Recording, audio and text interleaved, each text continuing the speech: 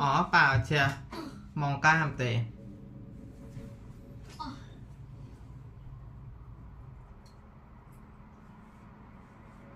My weight is 59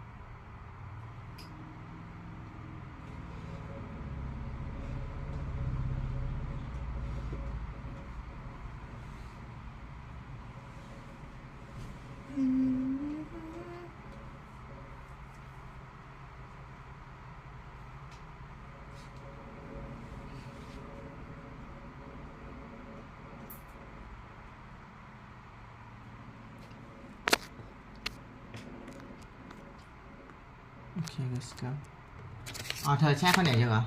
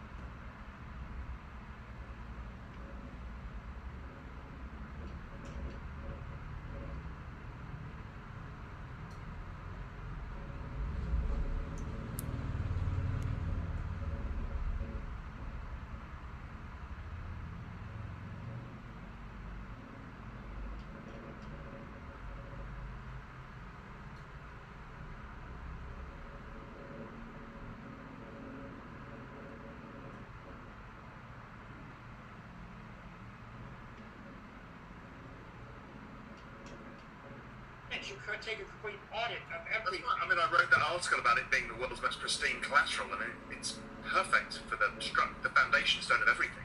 As you were talking about, you know, it's the steel of an entire new financial system is this. I think what you've said is brilliant. No nice to meet you today is very amazing I'm proud to be alive in this day okay อ๋อข้าวไม่ต้องอุ่นนะจ๊ะเดี๋ยวข้าวไม่ต้องอุ่นนะกินเลยอ๋อโอเค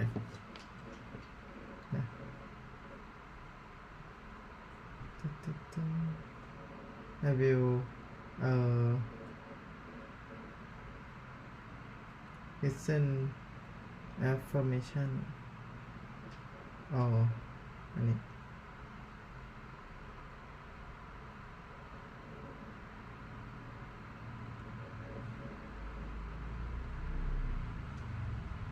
Now 20 people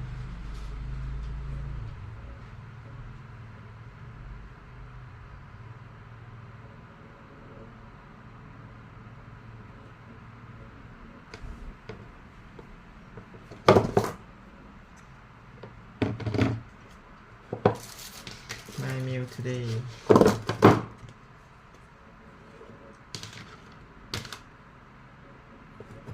oh yeah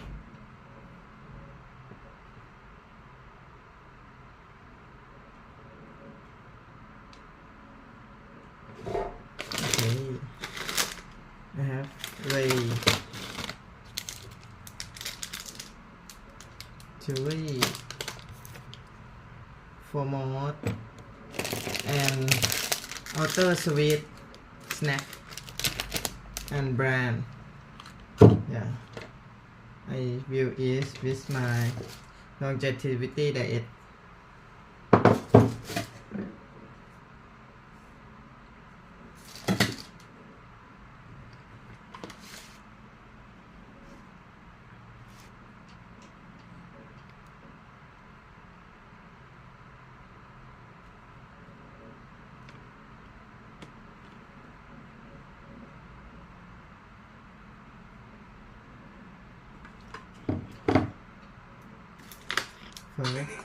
Getting better. I am self-motivated. My valuable asset. I seek knowledge on success, and I apply it in... It's the root of joy and comfort. Money and spirituality can coexist in harmony. Money and love can be friends. Money is my servant, and I am the master of my wealth. โอเค I am able to handle large sums of money, and I am at peace Listen, with affirmation. having lots of money. I can handle massive success with grace. Money expands my life's opportunities and experiences. Money creates positive impacts in my life, and I am worthy of a wealthy life. Money comes to me in miraculous ways. The world is abundantly full of everything. There is no lack if I perceive lack in my life, and I am free to change that starting right now. I am free to replace my old programming concerning money with new, healthier thoughts. Money is everywhere in the world. The amount I have is not representative to how hard I work. Money can come from my job, from my investments, from my gifts, and almost everywhere. I do not need to work more to get more. I am willing to think differently about receiving money, and that starts right now. I am deserving of abundance in my life. I am a part of the universe, and I am willing to believe that the universe is infinite and abundant. I am willing to believe that I am infinite and abundant, just like the universe. And I know I was created as a being of love, of hope, of charity, of goodness, and that I am a reflection of the divine. There is nothing in me that is underdeserving of good. I am open to receive wealth in many ways. I was taught that there is only one way to receive money and wealth in my life, and I now see there are multiple paths to wealth and abundance. I am willing to travel more than one path to increase the amount of money in my life. I am the only person who is thinking in my mind right now. I can choose something different than I am experiencing in my life right now. And while it might feel strange to think differently, I am certainly entitled to do that. The more I give, the more I receive. And the more I receive, the more I give. I know that everything evens out. And therefore, I am determined to send good into the world. That way, I'm going to be getting good back into my life. Just because I send out a message of giving, it doesn't mean I'm going to be getting back a message that I need to give even more. That is not how the universe works. When I give, I get back, and then I have even more reasons to give more out. It's a beautiful and peaceful cycle that works with everyone in the world. Life is abundant, and I am safe. I am willing to see the world as a safe and beneficial place to live. Others are more than welcome to view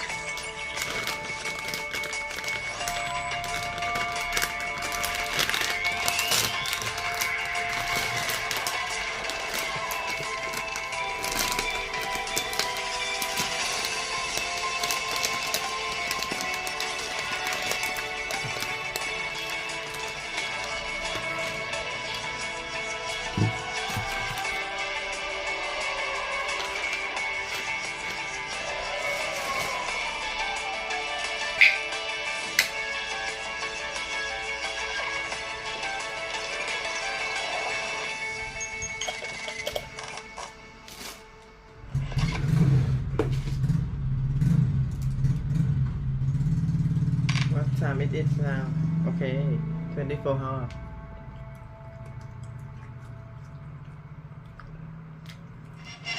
Remember the Brady Bunch? Back before our money was broken, you could have one parent working while supporting a family with 6 kids and a live-in maid. Oh yeah, and a dog, Tiger. What happened? I directed Secretary Connolly to suspend temporarily the convertibility of the dollar into gold or other reserve assets. So President Nixon in 71, August 15, 1971, took the dollar off the gold standard so we could print more money, so we could steal your wealth. And the reason that he decoupled gold from currency was to pay for the Vietnam War.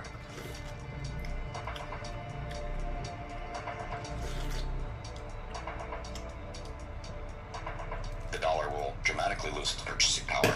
The more they print, the more it gets diluted. And, with Bitcoin, you just can't do that. And so people who understand, the concept of money supply being the driver of inflation, then they'll understand why Bitcoin is superior. So a single politician with the ability to print money can turn employees against employers, can turn the customers against the vendors.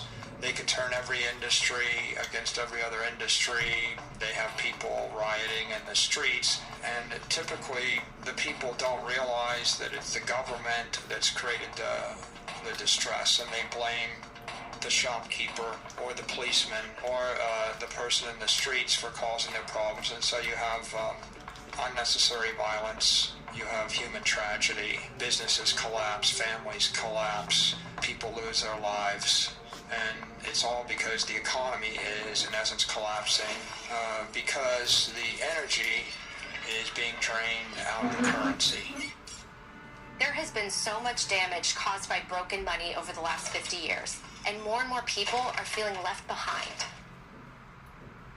If you work for a living, you're paid a salary, you're kind of a slave. Well, that's a harsh word. It makes us uncomfortable. But it's true in the sense that you're given a certain amount of money for your time and effort. Therefore, you don't have time for creativity and innovation because you're just doing your job, just punching your ticket. Well, part of that is because your money that you're paid gets less valuable every day. We've been sold a bill of goods that inflation is good for us. That's nonsense. Why should the devaluation of my hard-earned money be good for me? That doesn't make any sense at all. Who it's good for is the people at the tippy top. How in the world are they going to get ahead if they're operating on this system that doesn't preserve their energy and their work and their time? So it seems like we're all getting rug pulled. I have a sneaky feeling it's inflation that's taking advantage of us. But what exactly is inflation?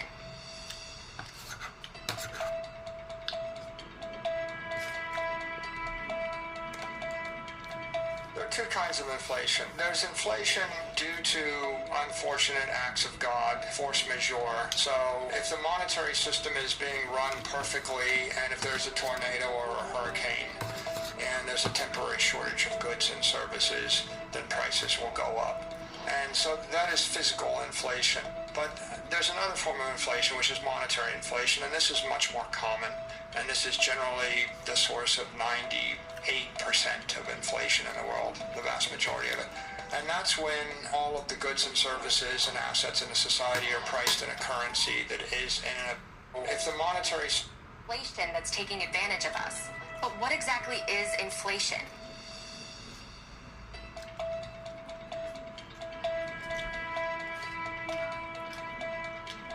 There are two kinds of inflation. There's inflation due to unfortunate acts of God, force majeure. So if the monetary system is being run perfectly, and if there's a tornado or a hurricane, and there's a temporary shortage of goods and services, then prices will go up. And so that is physical inflation. But there's another form of inflation, which is monetary inflation, and this is much more common. And this is generally the source of 98% 8% of inflation in the world, the vast majority of it. And that's when all of the goods and services and assets in a society are priced in a currency that is in and of itself inflationary. So if I price things in the dollar and I double the supply of dollars, the supply of houses doesn't increase, but the supply of dollars does increase. Therefore, the prices will probably double over time. Typically, especially if you're going through a hyperinflation, wages do not keep up. They do not keep up. And so inflation eats into purchasing power. You can't buy enough to feed your family. The average income in this country is now $5,000 less than the average cost of living. Of the cost of basic human needs, food, shelter, and transportation, it's now $5,000 more than the average person makes, which means if you're in that category, which is most Americans, you now cannot make ends meet. Here in the United States, they target 2% inflation. They're literally saying we want to steal about 2% of your purchasing power every year. And then we have years like this where the inflation rate is 7 or 8 or 9% higher than normal. That means they're just stealing our purchasing power even that much faster.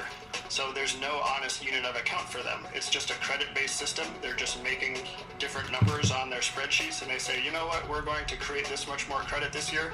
We're going to destroy this much more purchasing power. And it's the citizens of the country that pay for that. We're paying for our government to make irresponsible decisions. So yes, I think that's very immoral. At this point, it's getting very difficult for people to catch up. We're seeing more people working multiple jobs just to make ends meet. We see more dual income households. There's less households where you just have one person that works and one person that stays home and runs the household and the family. Now everybody's working. So let me get this straight. We take our God-given talents and work really hard, and our money buys us less and less every year? I don't like the sound of that. So how does government create money? We print it digitally. So we as a central bank, we have the ability to create money digitally. We also print actual currency, and we distribute that through the Federal Reserve banks.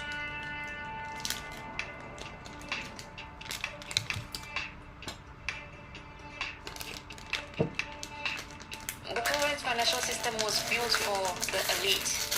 It was built to ensure that those that control institutions and have a vast amount of money can make even more profit at the expense of regular citizens that are from the working class. The current financial system was designed to promote the wealth of a minority, which is why that minority tries everything possible to discourage people from using Bitcoin, because they know they will end up losing that privilege they have been carrying for centuries. So we can't trust money to tell us accurately how much value we create. So it's not hard to see how we go from this to a world where a lot of people just don't even know how much they are worth to the world.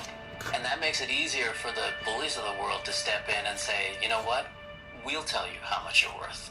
A person who gives themselves to honest labor and gives an honest day's work deserves a wage that will allow them to sustain their lifestyle at a basic standard. And if that's not happening, then we have a problem in terms of the way our economic structure works. And there are a lot of people who work multiple jobs in order to meet that standard. And that is probably an indication that we have a problem. It's not good stewardship to put myself in a position where I acquire so much debt that I can't sustain my living. And we have people who are doing that all the time, and we have people who in some ways promote the idea that you can live this way. The incentives exist for the Fed to provide extremely cheap credit to banks and for them to mark it up a little bit because it's profitable for them, and then to offer that credit pretty cheaply and essentially create, debt slaves or indentured servants out of every American and anyone else around the world that they can lend to that is plugged into the Western banking system. That's just the incentives of the system that we have today. So was our monetary system designed to siphon away wealth from the working class?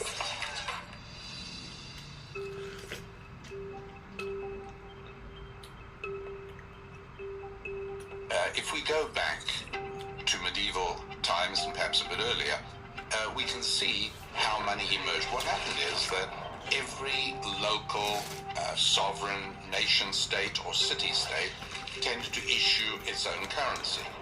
And two things impacted the reliability, the durability, and the effectiveness of that currency.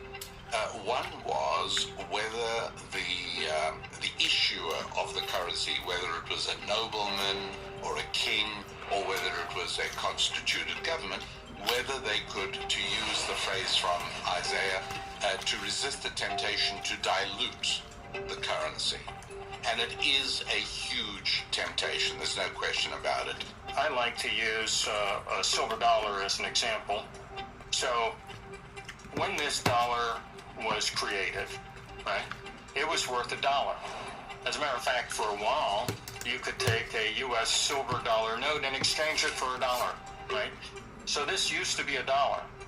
Today I just checked, and it takes $38, paper dollars, Federal Reserve note dollars, to buy $1 of silver. That gives you an idea of the destruction of the purchasing power. And that's why we're seeing today in the post-lockdown world, all the central banks around the world printed tons and tons of money. And that just doesn't make any sense. And so people say, well, why are housing prices going crazy? And why are food prices going crazy? Well, it's inflation. It's actually not really inflation. Inflation is when there's excess demand for limited supply, so the price rises. This is currency devaluation. So weights and measures were the way in which he'd say, if I got a pound of something, I'll give you a pound of this, or the equivalent. And there's a real warning in the scriptures, Deuteronomy, Leviticus, especially in the Mosaic Law, and then later in the book of Isaiah, the book of Proverbs, that talk about things like, and they use a lot of metaphors, like diluting the wine with water. I mean, how is that for an image of inflationary policy, where you inflate the amount of money in the economy because you have control of the printing presses? Unfortunately, as governments abandon all morality with respect to preserving the value of the currency for which they exercise control and responsibility, it's increasingly impossible to count on that kind of stability. And in that light, we think in terms of whether Bitcoin is an investment vehicle or whether it is an exchange vehicle, or maybe we have to look at it as both.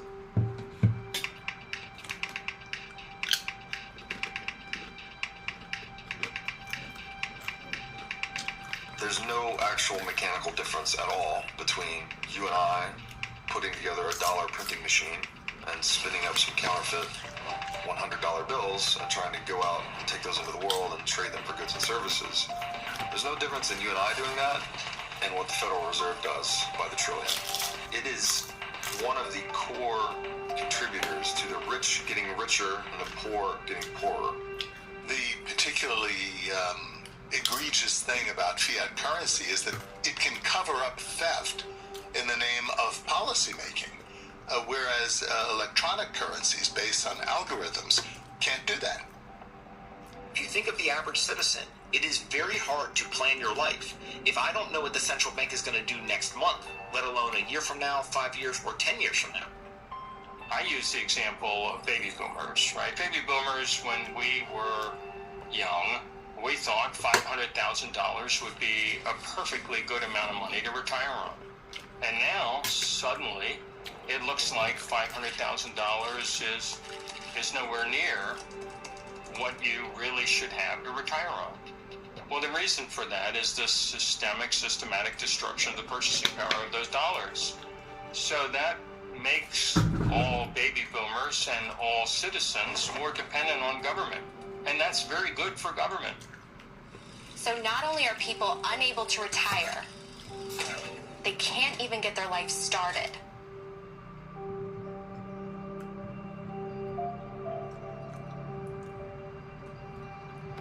God's will is for us to be fruitful and to multiply. And one decision or one factor that impacts many people's decision to have children is their finances. And the state of our economy has really devastated, particularly young people's savings. And I have a ton of friends who have decided not to have children or not to have more children because they feel like they can't afford it. So I do think inflation can impact some people's decision on if they want to have children or not.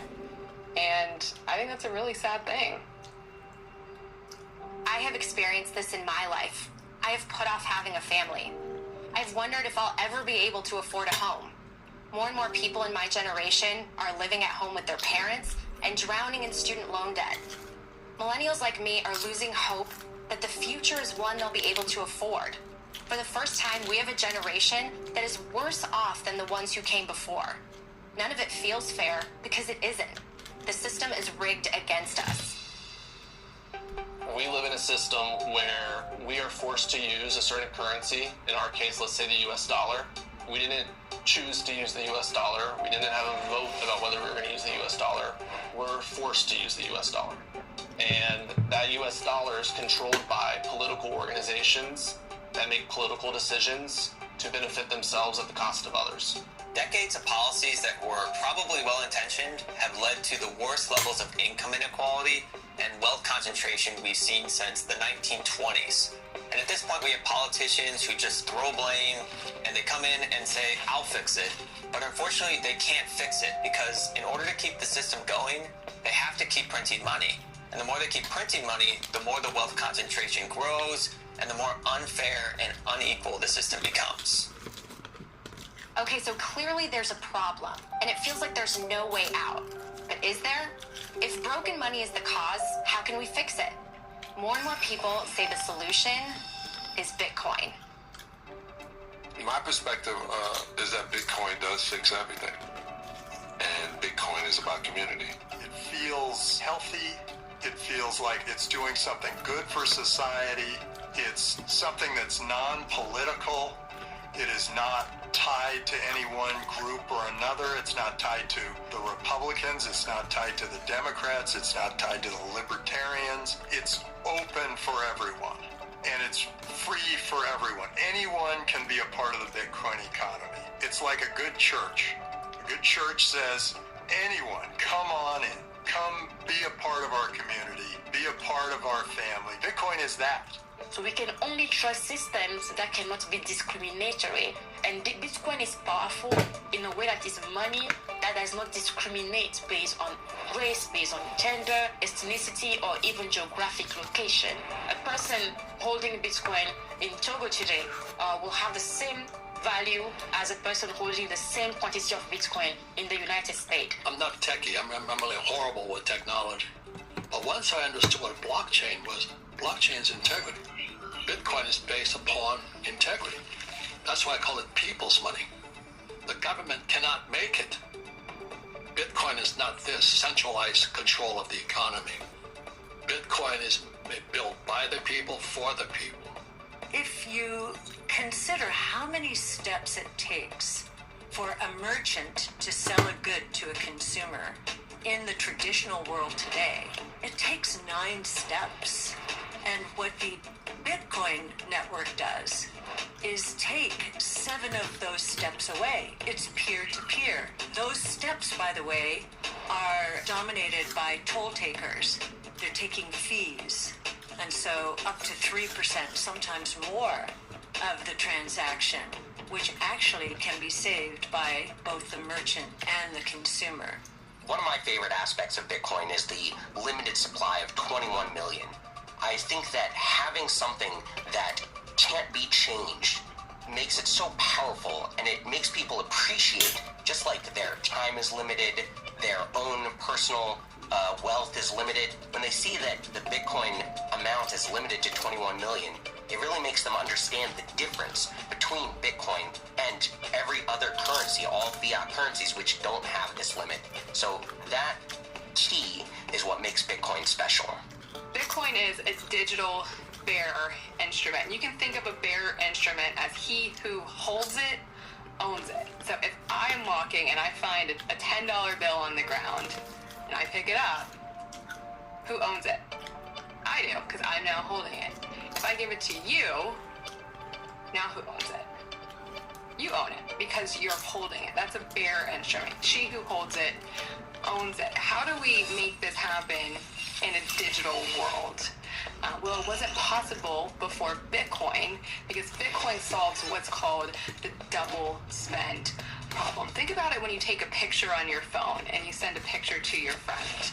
You still have that picture on your phone, and then on your friend's phone, they have a copy of that picture.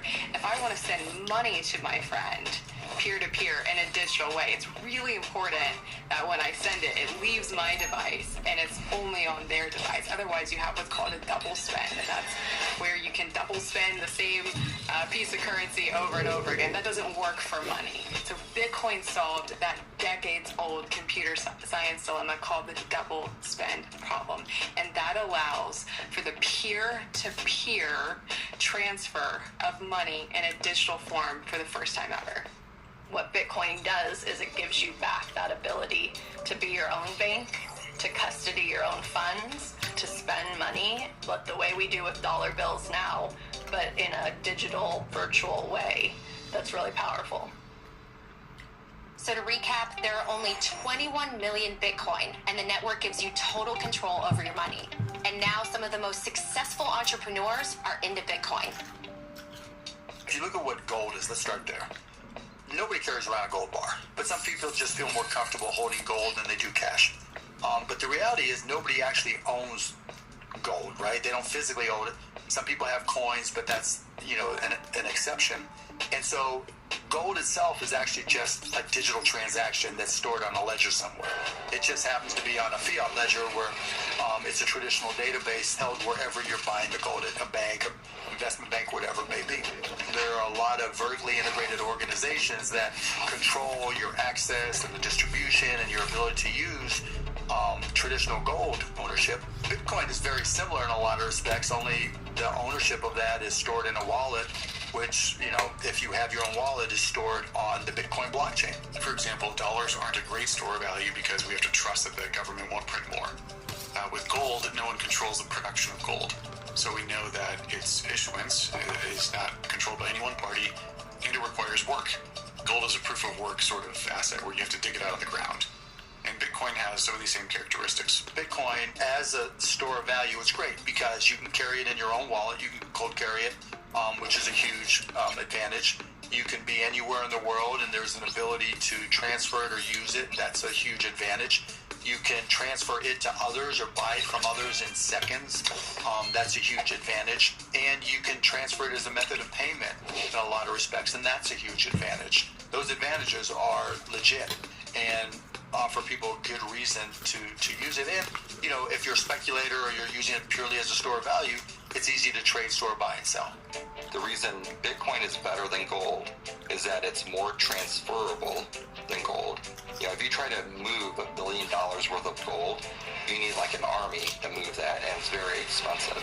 If you need to move $1 billion worth of Bitcoin, you could hit a couple keys, hit send, in 10 minutes, it's transferred at the speed of light to anywhere in the world. So it's more portable than gold.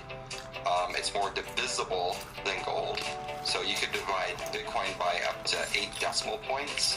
So the smallest unit is called a Satoshi. So it's more divisible. If you try to divide a bar of gold or a gold coin to go pay for Starbucks, you can't do it. So more divisible, more portable, and it's more verifiable than gold. It's hard to verify gold. Bitcoin is easy to verify. You just type the key into a blockchain explorer, you can verify that you're Bitcoin. So to get this straight, Bitcoin is a digital asset that moves through the internet without a third party like a bank or credit card company approving the transaction. All right, let's go a little deeper. You've probably heard of the word blockchain. So what is a blockchain? Blockchain just refers to a ledger. So the Bitcoin blockchain is a digital ledger of transactions where all the computers on the network have to agree to add a block to that ledger. So it's a chain, essentially, of blocks that each contain a list of transactions on the Bitcoin network. And the whole community, essentially the whole network, verifies that those transactions are accurate. The idea of a digital ledger will make more sense if we get a clearer picture of how ledgers work. The ledger ledger is nothing new. It can be traced back to the 11th century and was popularized in Florence, Italy during the Renaissance in the 14th and 15th centuries. It's simply the way we've been keeping track of who owns what for about 1,000 years now. For example, when you deposit money in your bank account, you have a credit on the right side of the ledger. The bank has a debit on the left side of the ledger because they owe you that deposit when you want to withdraw it. Easy enough. It gets a bit more complicated when you want to buy something with the money in your bank account. Now the bank and the store have to reconcile your bank account with the store's bank account to move the money because they each have their own ledgers. And your ledger has to reconcile with their ledger, which can take a few days, or up to 30 days as with credit cards. Now multiply this times billions of people moving their money to buy things every day. And remember, the banks on both sides take a fee. All these transaction fees add up to trillions of dollars each year. That comes out of your pocket and the store's pockets. The beauty of Bitcoin is that it's one universal ledger that's updated and distributed around the world every 10 minutes. Best of all, it requires no middleman like a bank, which gives you complete control of your money.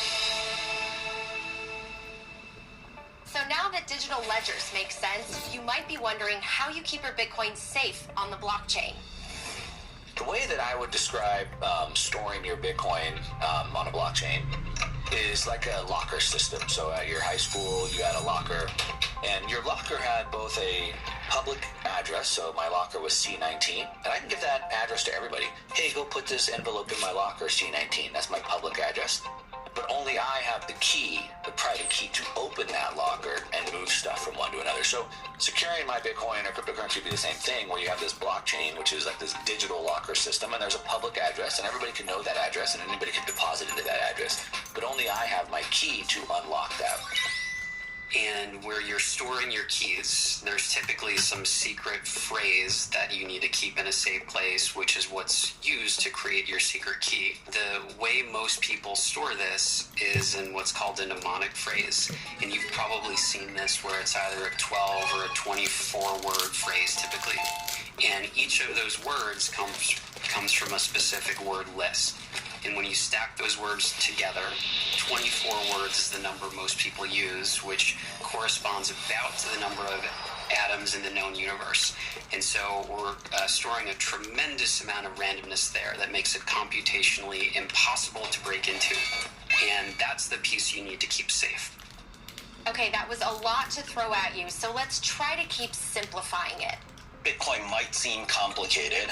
At the same time, I'd argue it's way less complicated, actually, if you look underneath the hood to figure out how banks settle transactions. But most of the people don't care, right?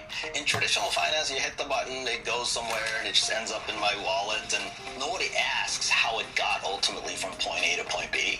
Bitcoin is new, and I get that people have more questions ultimately about it, but over time, I feel like the trust in kind of the Bitcoin blockchain, as well as the longevity of the technology and how, the software has been up and running for so many years, people will stop asking the question. It'll become very normal. To sum this up, let's just hear a simple definition of Bitcoin. So what is Bitcoin? Bitcoin is a piece of software that allows two parties to exchange value over the internet in a transparent and trustless fashion, as easy as sending an email.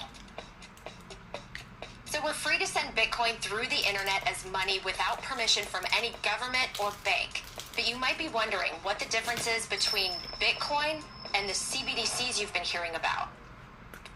What a CBDC is central bank digital currency.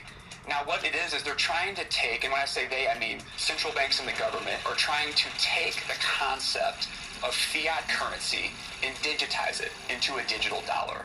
Now the challenge with this is that allowing the state to create these central bank digital currencies, it is creating a mechanism by which the government can surveil every single transaction that an individual makes. And not only can they surveil these transactions, it allows them to turn off your bank account if you start doing something that they disagree with. This is an extremely slippery slope that if we allow the government to go down this path, it has the potential to enslave humanity in the long term. And I think it's something that we need to carefully review, because if we go down a CBDC path, a allowing the government this level of control, it's unprecedented, which is why we should avoid this at all cost and stick to a hard money standard like Bitcoin. The central bank literally would be in position to cancel any transaction. It would be permissioned, not permissionless. And it's one thing, for MasterCard, for example, to know how much they paid to Walmart last year, but it's another thing for them to tell the world how much you paid at Walmart last year. And it's a whole different level of privy for them to say exactly what did you buy at Walmart last year. And I think people kind of broadly get that sense of privacy. That's what's at stake here. I think the future of money really is one of the most important policy debates we're having today. And when you think about where people could go with kind of an Orwellian surveillance state money system like a central bank digital currency, it really is a good versus evil. And Bitcoin in this case is on the good.